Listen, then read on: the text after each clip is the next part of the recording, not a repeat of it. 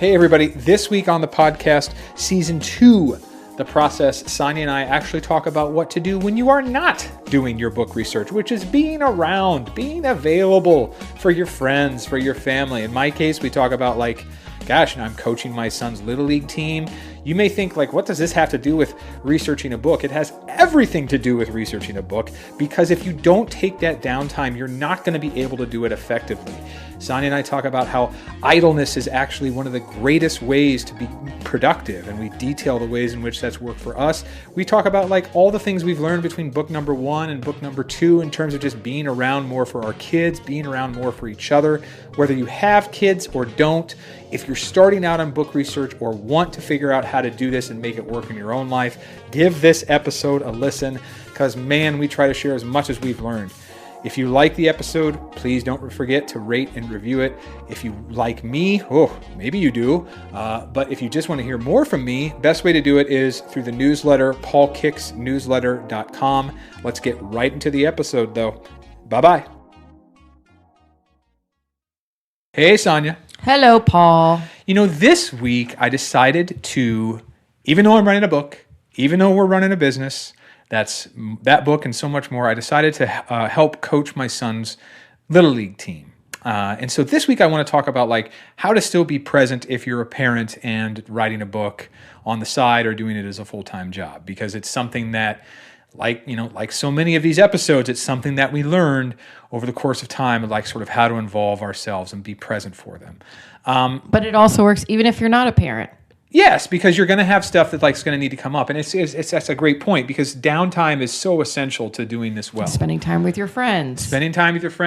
Your partner. Whatever the case may be. This is applicable to lots of people.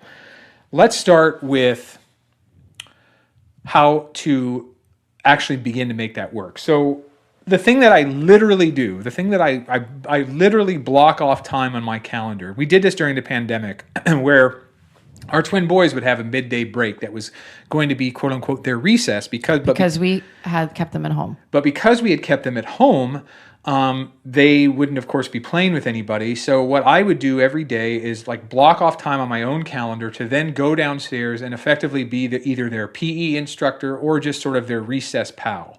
And when the weather was nice, we would go play outside. We would play catch. We would play Nerf gun wars.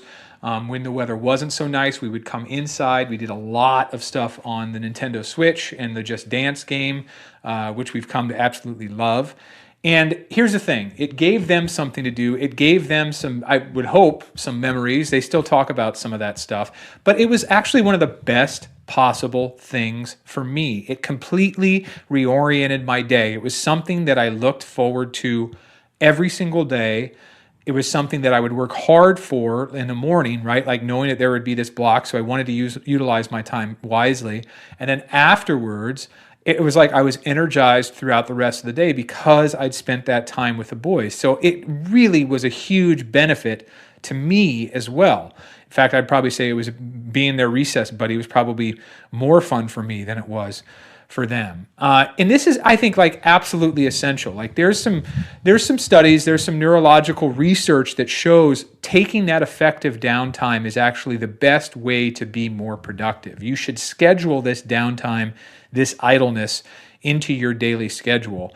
And it's something that we've actually tried to work hard to do. We try to keep, with book number 2, much better hours than we did with book number 1. There are times when that gets harder and harder because of conflicts and whatnot. But on the whole, I'm around now in the morning to help with breakfast. Whereas with Sonya with book number 1, was that the case? No. Well, no, it wasn't.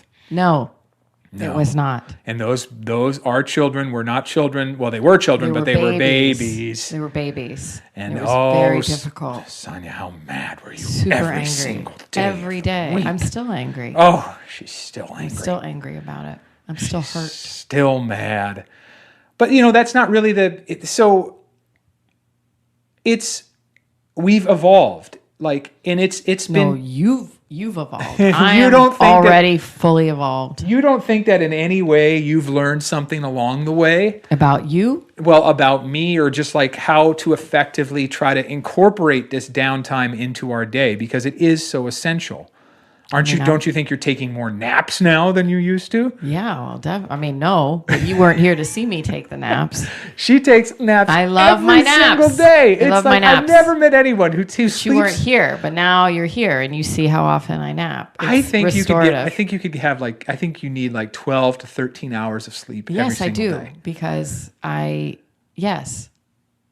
Yes, it's stunning. It's how much as I am stunning because I take those naps and I'm agreeable and lovely to be around. She's because rested. Of those, I am rested. Yes, so important. You knock those naps, but one day you're going to take them. And I have actually, during the research for this book, during the research for the Birmingham book, I have decided on a couple of occasions. You know what? Why fight this fatigue? I'm going to feel so much better if I just take a nap. And then I'll wake up, and if it means that I work 20 minutes later into the night, so be it. At least I feel rested, and I'm slightly more at ease than what I was before. Which is totally different than the first book. Which was all hours of the day. I would get up, and I would brag about this. You did. I would brag about this on the book tour. Shameful. I'm going to brag about it right now. And, yeah. I'm going to say that I would get up at 4:30 in the morning, and I would start working. And I would be like, look at how hard I'm working. Yeah, and I would get up that early and start working with the kids. I'd be working with babies. Kids would have to get up. Well, whenever the kids got up is when you would get up. Yeah, I was the one getting up with the kids at night. Yeah. So you could get up at 4:30 and brag about it. See, you can hear the bitterness in my voice already. You can hear it. How did it change? What changed in me? I think so. One of the things I'm going to lead the witness by saying I was in my early 30s when we were doing the first book, and maybe singularly obsessed with doing it well. Not to say that I'm not still obsessed with doing this one. You were chasing it. You were chasing this idea of what it meant to be a successful author of a book. Yes. You were chasing this idea, and now... Which was in my own head. It wasn't even because it wasn't rational at all. It wasn't... but you were chasing it, and I let you. I think that's part of being a good partner, a good friend, is that you just have to... I didn't know what you were doing. You just had to go through your paces and let you be creative and let you try and figure out what that meant. But I think, we had a lot of come to Jesus's about you need to be able to put this work down. You need to be able to help out with the kids. I remember always telling you, you have to engage with the kids. You have to engage, and you would get really frustrated. But it was just it was a dream come true to be able to write this book for you. And whatever that meant that you needed to get it done, I was committed to letting you have that space to do it. And whatever that meant, if that meant, that I was going to be the one getting up with the kids, okay. But at some point it just became so difficult. And we're talking years, right?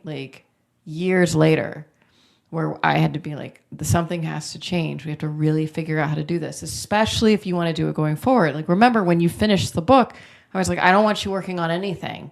I didn't want you working on anything for a year. Yeah, that's how fed up you were with me. You were 3 months is cool. Yeah. But just where I could have your attention, where the kids could have your attention. And so, I think the pandemic, as awful it has been, the thing that we were able to do for our family was for you to be home and to work from home. Well, it's also, I think the pandemic forced us to it forced me to reorient my relationship with time, which just basically means I began to see time as something that could be utilized every hour of every day in a different way. Before I would see time as how many hours a day do I have to work? And now I see time as how many hours a day do I have to do all the things I want to do to live a full and happy life, up to and including... and especially including trying to be a good husband, trying to be a good father. See, I've always had that mindset. Okay. Because I'm fully Well, evolved. you're evolved. Fully evolved. That's sort of the reality, yes, right? I'm fully evolved. But my question is, when did that shift happen for you? When did that happen? After the first one was published, and I'll tell you exactly the moment. The first night that we had our first book event, the kids came and they were really excited because it was a good event and it was in our hometown and there were a lot of people that showed up and all the rest. But what I remember is the kids sitting in the front row and me thinking, wow, I'm seeing how excited they are, but also I'm sort of lamenting the fact that I have not been spending as much time with them as I should have been spending. You know, I don't want to say that I was completely absent, but I wasn't completely around with that first book. And I was like, okay, now these kids, at that point, they were already probably what, 8 and 6? Yeah. Somewhere around there. I was like, okay, I didn't miss entire years, but I certainly missed weeks. I certainly wasn't present for some stuff. And I remember seeing them in that front row and they're like, they came here for me. I need to start showing up more for them. I've got to try to find a way to make this work where I am not, they don't remember me as the guy who was always off writing something, who didn't value them the way that they needed to be valued. Because I had loving parents that valued me, and I wanted to make sure that I have the same relationship with my kids. So that was the night that changed everything, and that's when I really started to think, how can I reorient myself in some way? And it's been a gradual process. I don't think I'm in any way perfect. No. I'm just kidding. Anytime I have just a moment of self-deprecation, Sonya's like, let me just dig it further in. that and just say, yeah, it's actually, it's actually so much more than that. Yeah. But with this one, it has been, like, for instance, I take a walk every day. That is 100% due to the fact that you are at home. I don't know how this would be if you were still working. Oh, completely. This is the it pandemic. would be completely different. But because of the pandemic, I've realized the value of walking. And this ties back in with this idea of idleness as the true path to greater productivity.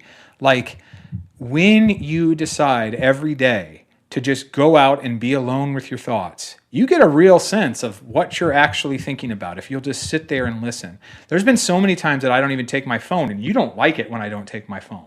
No. You like to track me. I do like to track you. You like to know exactly podcast. where I am. Yeah, you like to wander. Exactly. Because you like to wander. It's a different episode it's like a entirely. Farm boy, you just like to wander through the corn. And through the corn. And if you don't constantly have anyway. Now you see where I'm coming from. In any case, that has been a huge breakthrough for me to take those walks, because those walks have allowed me to think through my own life. Those walks have allowed us to think through, our business, both within the books and then the entrepreneurial stuff we're doing outside of it. There have been so many times where actually I come back and I say, Sonya, I have an idea for this, or I have an idea for that. Those walks are actually incredibly productive in so many different ways. They're restorative. My walks are maybe your naps. What do you think of that? Doubtful, because my naps are epic. They are epic. I wish but I if could it take works, everybody needs to have something that helps them get centered and refocused. It's been, life-changing for you, I think. And I've been I work really hard to say there's a cutoff every single day, right? And sometimes you have to remind me of where that cutoff is. But I try very hard to say, and that cutoff is somewhere between like 6 o'clock and 6:15. But, I think you still struggle. I think it's not perfect. No, I think there's a struggle. I mean, which is, I also think maybe your Midwestern work ethic. Like, you put your head down and you work. And if you have something to do, then you want to get it done. But I really want, the thing we talk about a lot is just, there's a lot of spontaneity in the day now. You're your own boss. You have control of your day. If there's something your kids need you to do, if you need to, you have that flexibility. You give it to yourself. Allow yourself to have that flexibility. And I think that's still a struggle for you in some way. But what I was going to say is, when I am able to view that cutoff is actually almost like a magic trick, because it's like, okay, anything that I want to get done, say this morning or this afternoon, I'm quitting at a certain time. So like, there is no screwing around for the rest of those hours. And I try to account as well during the course of that day. Like, okay, do I want to take the boys? Do I want to take them outside during their recess, or if they're going to be home? Do I want to try to spend time with our daughter? And when she gets back from school, she wants to go roller skating or something like that for 15, 20 minutes. So like, time has become, I have this different relationship with time now than I did the last time. I don't view every single block of time as a block of time to be working. I view every single block of time as a way to sort of enrich myself, I guess, in some ways. And sometimes that's working. And sometimes that's being with the kids. And then when it's cutoff time, or sometimes it's nap time, I take a nap with you. But when it's cutoff time, a lot of time is just like, okay, how can I be with Sonya now? Right? Because I do want to be with you, not just on this podcast, but in the hours outside of that podcast. Good. Ooh, she says that's damn right.